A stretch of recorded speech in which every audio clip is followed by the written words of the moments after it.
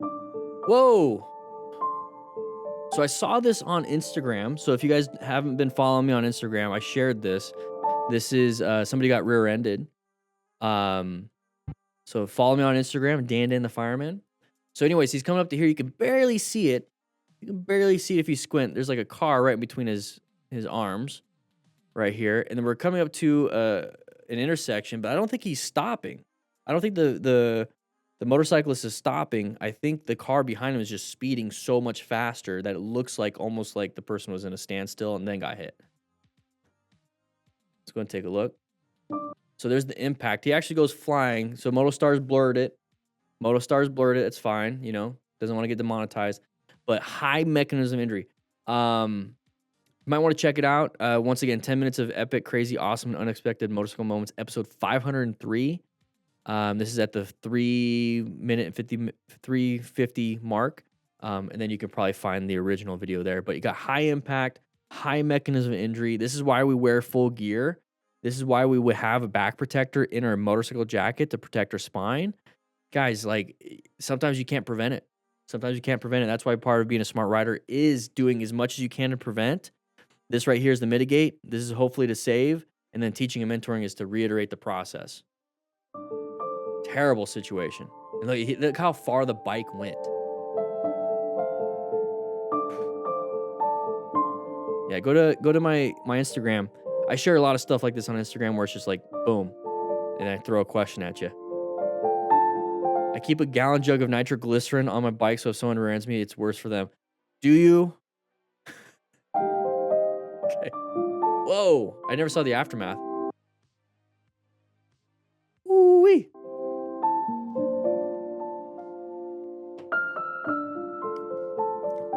All right. Going pretty fast. Got a sharp left turn coming up ahead. Panicked. Good job with the braking. Good job with the braking. Exactly. Look where you want to go. Okay, we all make mistakes. A little bit target fixation going on here. Howdy, internet peoples. So we're coming up to here. Can't see much around this kind of like small crest of the hill. It's very small. It's a nice little sharp corner, but that's what the signage is for. You see the signs? They're usually yellow, usually orange.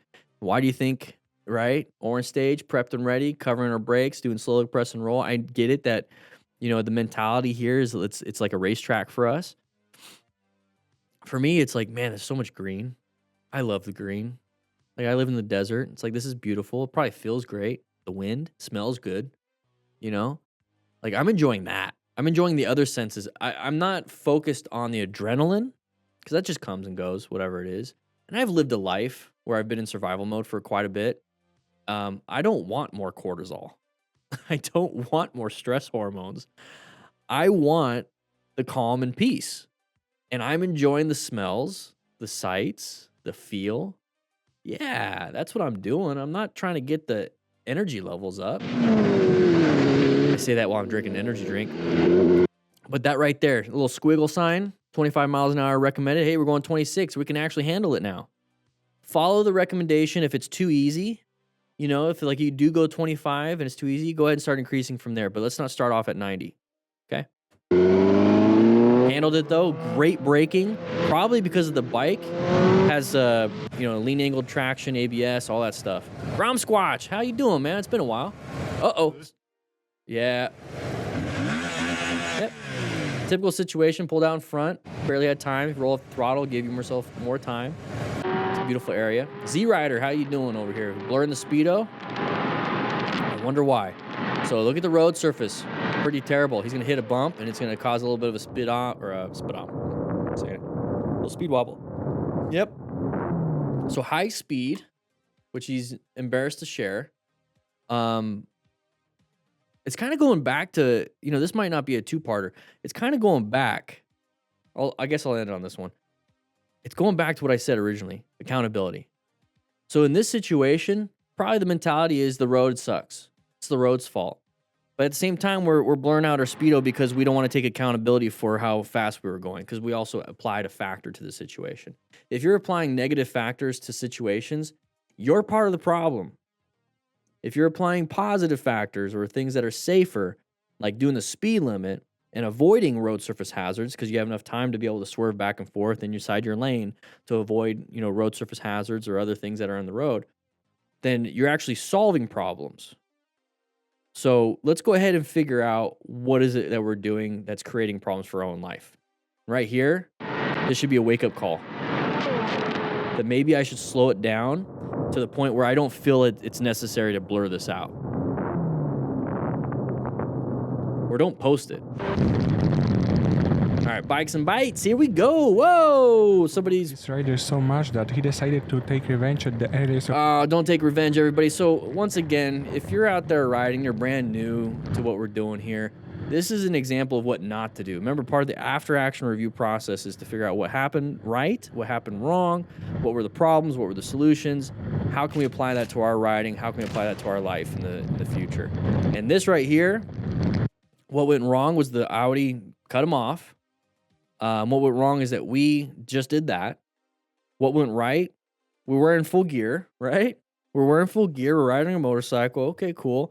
What can we take for the future? We can't control what the Audi did. We can control what the rider did, so let's not hit mirrors. And let's move on. Keep your mirrors, you pleb. All right, whatever. Let's move on. Ignore the timestamp. Okay, cool. So we're coming through here intersection, orange stage, prepped and ready. Watch out for anybody moving into your lane. Left on the left side, moving into our lane. There it is. Yeah. They wanted to turn right. So right there, whenever I'm in these like double turn lanes, so these double turn lanes right there, I'm always concerned that the person I'm side by side with isn't going to stay in their lane. You guys know this. There's so many people, so many kids and even adults that don't color within the lines, with the crayons. And then there's so many other adults, typically Marines, that are just eating the crayons. So I don't expect anybody to stay within the lines here. So we're side by side with this vehicle. We're supposed to stay on our side and they're supposed to stay on their side, right? They're supposed to do that.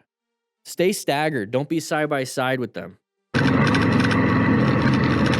Because that typically happens. Because their main idea is they want to get into where that person's going. Good job braking, though. Good job braking. Blue is your favorite color? Very nice. I like yellow. Tastes like lemon. Oh, a little crest of the hill issue. Can't see around the corner. This is a great example of positioning for safety. This is an amazing example. In fact, let's go ahead and bring this up. So positioning for safety, the main thing what we're trying to do here is have good line of sight, good escape paths, and good space cushions. And we put ourselves in these positions based on the situations and scenarios that we're in. So what we're having here is that I don't have good vision around this corner. It's a vertical corner kind of, right? It's a crest of the hill, can't see what's on the other side. It's also a blind corner going to the right because we can't see what's going on the other side.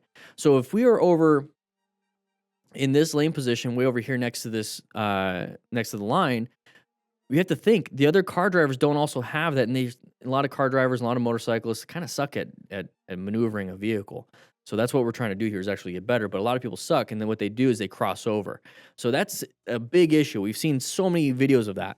So I don't like to be over there. I like to be in the middle. Now he's off on the right. That's perfectly fine. So being off on the right side, where he's at is okay. But my biggest concern is there's like debris.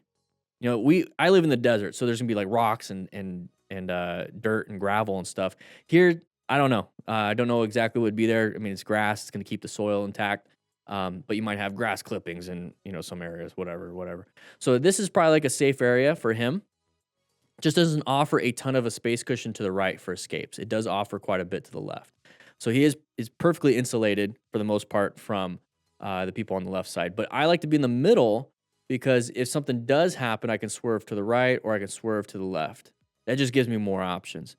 This is great, though. Great position for safety because at the end of the day, he didn't have to swerve super hard to get out of the way. He didn't have to swerve at all. Just maintained his line. That's beautiful. If you're on the far left, you're going to have to swerve right. How you doing, Double T? Colorado isn't a motorcycle riding state anymore, Smash? No? How so? That is too dangerous? What do we... Can we move on? Moving on. All right. Don't know how to pronounce your name, but we're moving through here. We have an intersection, side of the pedestrian. They moved out of the way, but you notice how we just never adjusted our speed? Could have solved that problem by just rolling off the throttle. And then when they got into... Let's go back just a little bit. Okay, so now they're not in their way. So now our path of travel is fine. So if we just rolled off the throttle a little while back, by the time we even got close to the intersection, they would be about right here. And this would have been a non-issue. But since we maintained our speed, it became an issue and we wanted to honk the horn. I don't know. There's more stuff we have control over. And I just don't see a lot of people doing that. Do horns not mean anything? Ooh, this looks like an area after like a match or... Whoa! Pay attention. Is this typical that people are like walking the streets? Because that is frustrating. That is frustrating. It's like there's a perfectly good sidewalk right here. Perfectly good sidewalk. What are we doing? You know what I mean? It is frustrating, but slow it down. Slow it down. Just go through. You're just pissing people off. Okay, that's a lot to read. This bike does not have ABS, and I'm truly shocked how I managed to keep it upright. Okay, so if you want to read it, go ahead, pause it. Let's move on. Looks like we're going pretty fast. See, it says 60 on the thing. Just on a gimbal, I'm sure. Oh, it says 361S, so it's stabilized. Good job with the swerves. Buddies are going to check on them. MotoCat, here we go. So we have the side of the vehicle coming up. What do? They're moving. We have to do some emergency braking to hopefully allow them shoot for the gap. Good job with the swerve. I love the backpack and jacket color coordination. You did a great job there. Unintentional blindness. Exactly, Blade of War. They just probably didn't see you.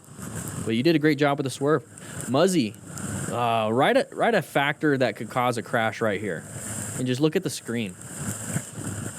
And look at it. Oh, yeah. Wet tires. Wet roads. So he's reaching for the front brake. He's already sliding. He was already sliding. It's wet. Yeah. Okay, so we're going to see the crash. Ooh. Okay, a crash is a crash. Let's stop pausing it, Daniel. It's just slow motion. I don't like... Oh, he's going underneath the car. Where was that car going? Looks like they jumped the curb. All right, let's go back just a little bit. So if you notice, when he's reaching for that front brake, you can see a fishtail already happening. What would cause this motorcycle to fishtail before applying the front brake? Write in the comments, and I'll tell you in a couple seconds. See, like, it's already fishtailing, and he's just barely squeezing. Why would the rear tire fishtail in a wet area on a wet road? Why? Slippery road, oil on the road. Yeah, oil, slip. Yeah, locked the rear brake. I'm thinking, yeah, failed. I'm thinking locked the rear brake on top of the factors of a slippery road and possibly oil, because, within the first 30 minutes, it could possibly be oil too. So slam that rear brake first, which locks it up on a wet road, and it starts to fishtail before we even get a chance to grab that front brake and squeeze it progressively.